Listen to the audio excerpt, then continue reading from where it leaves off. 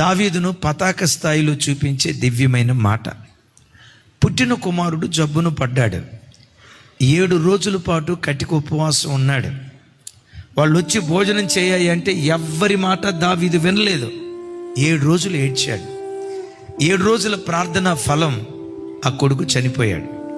రాయబడిన మాట, అప్పుడు దావీదు లేచి స్నానము చేసి వేరు వస్త్రములు ధరించి తైలము రాసుకొని యెహోవా మందిరానికి వెళ్ళి దేవుని సన్నిధిలో మ్రొక్కుతూ ఉన్నాడు. కన్న కొడుకు మరణం కళ్ళ ముందు జరిగితే ఇలాంటి విపత్కరమైన పరిస్థితుల్లో కూడా దేవుని సన్నిధికి వచ్చి దేవుణ్ణి ఆరాధిస్తూ ఉంటే దేవుడు చూస్తుంటాడు. ఒరే దావీదా, నీవు నీ భక్తి, నన్ను నువ్వు ప్రేమించే విధానం, ఇలాంటి సంక్లిష్ట పరిస్థితుల్లో ఎలా నువ్వు రాగలిగావు? నా సన్నిధికి వచ్చి ఎలా నువ్వు స్తుతించగలుగుతున్నావు? ఎలా నా సన్నిధిలో బలిపీఠం కట్టగలుగుతున్నావు? ఎలా నా సన్నిధిలో నన్ను ఆరాధించగలుగుతున్నావు? ఈ సంక్లిష్ట పరిస్థితుల్లో ఎలా నువ్వు స్తుతించగలుగుతున్నావు? దావీదు ఆరాధన దేవుని మనసును మైమరిపించింది. Praise the lord. అన్నీ ఇచ్చినప్పుడు ఎవరైనా దేవుని స్తుతిస్తారండి.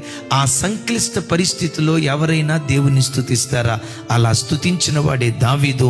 అందుకనే దేవుని మనసు గెలుచుకోగలిగాడు.